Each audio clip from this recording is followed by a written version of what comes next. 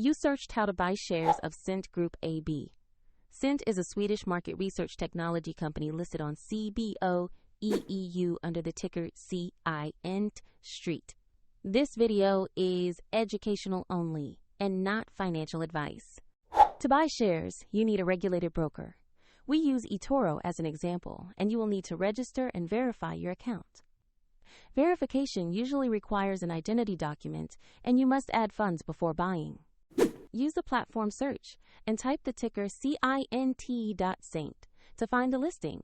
Then make sure you select the entry that matches Cint Group AB on CBOE EU. On the stock page, you will see basic company information and a price chart. Double-check the company name, market CBOE EU, and ticker CINT.ST to confirm it is the correct asset. Click Invest or Buy.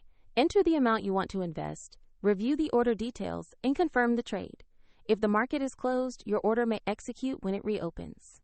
If there are not enough funds, the platform will prompt you to add money before confirming.